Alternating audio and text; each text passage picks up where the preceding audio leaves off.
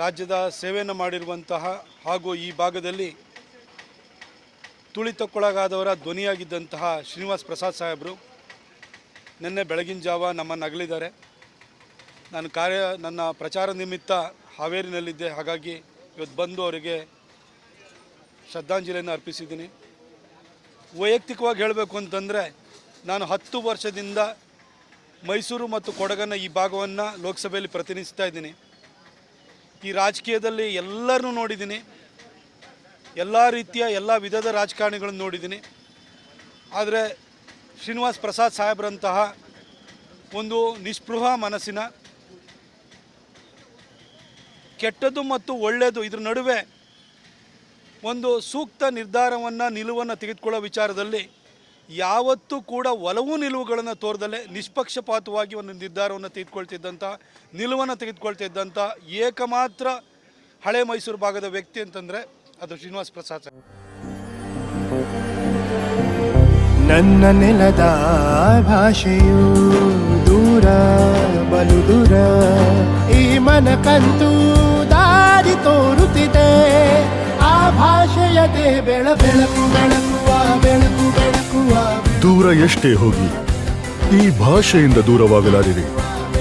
ವಿಮಲ್, ನಮ್ಮ ಭಾಷೆ ಕೇಸರಿ.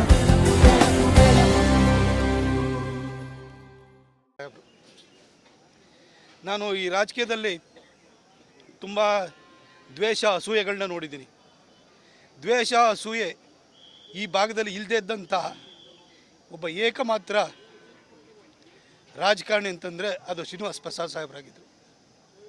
ವೈಯಕ್ತಿಕವಾಗಿ ನನಗೆ ನೋವಾಗಿದೆ. ಯಾಕೆಂದರೆ ಅವರು ಕಾಂಗ್ರೆಸ್ಸಲ್ಲಿದ್ದು ನಾನು BJPಯಲ್ಲಿದ್ದಾಗಲೂ ಕೂಡ ನಾನು ಯಾವತ್ತೇ ಅವ್ರನ್ನ ಹೋಗಿ ಭೇಟಿಯಾದಾಗ ಅವರು ಡಿಸ್ಟ್ರಿಕ್ಟ್ ಇನ್ಚಾರ್ಜ್ ಮಿನಿಸ್ಟರ್ ಇದ್ದರು. ನನ್ನ ಕರೆದು ಪ್ರತಾಪ್ ಬಾ ಅಂತ ಕರೆದು ಕೂರಿಸಿ ಏನೇ ವಿಚಾರ ಇದ್ರೂ ಕೇಳೋರು. ಯಾವತ್ತೂ ನಾನು ಬೇರೆ ಪಕ್ಷದವನು ಅಂತ ಟ್ರೀಟ್ ಮಾಡಲಿಲ್ಲ. ಅವ್ರ ಜೊತೆ ನಾನು ಲೋಕಸಭೆಯನ್ನು ಕೂಡ 2019ರಲ್ಲಿ ಒಟ್ಟಿಗೆ ಪ್ರವೇಶ ಮಾಡುವಂಥ ಅವಕಾಶವೂ ಸಿಕ್ತು. ಎಲ್ಲೇ ಹೋದರೂ ಕೂಡ ತುಂಬ ಪ್ರೀತಿಯಿಂದ ವಿಶ್ವಾಸದಿಂದ ಮಾತಾಡಿಸ್ತಿದ್ರು. ಏನೇ ಇದ್ರೂ ಕೂಡ ಒಂದು ಕಿವಿ ಮಾತನ್ನು ಹೇಳ್ತಾಯಿದ್ರು.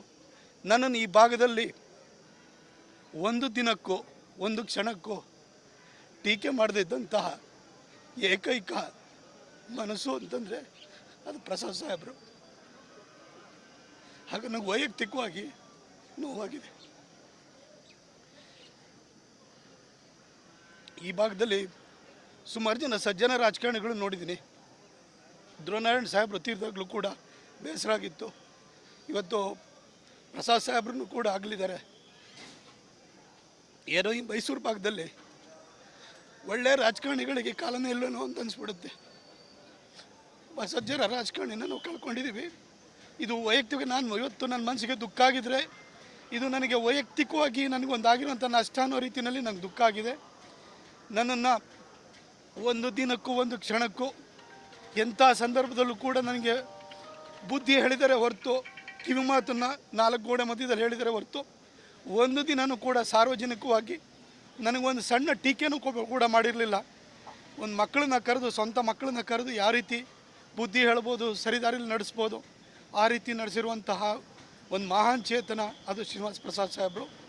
ಅವರ ಆತ್ಮಕ್ಕೆ ದೇವರು ಶಾಂತಿಯನ್ನು ಕೊಡಲಿ, ಸದ್ಗತಿಯನ್ನು ಕೊಡಲಿ ಅಂತೇಳಿ ಹೇಳಿ ನಾನು ಕೇಳ್ಕೊಳ್ತೀನಿ. ಅವರ ಕುಟುಂಬದವರಿಗೆ, ಅವರ ಹೆಣ್ಮಕ್ಳಿರ್ಬೋದು, ಅವರ ಅಳಿಯಂದಿರಿರ್ಬೋದು, ಅವರ ಕುಟುಂಬಸ್ಥರಿರ್ಬೋದು, ಅವರ ಅಪಾರ ಸಂಖ್ಯೆಯ ಅವರ ಅಭಿಮಾನಿಗಳೇನಿದ್ದಾರೆ ಅವ್ರಿಗೂ ಕೂಡ ಈ ದುಃಖವನ್ನು ತಡ್ಕೊಳ್ಳುವಂತಹ ಶಕ್ತಿಯನ್ನು ಆ ತಾಯಿ ಚಾಮುಂಡೇಶ್ವರಿ, ಶ್ರೀಕಂಠೇಶ್ವರ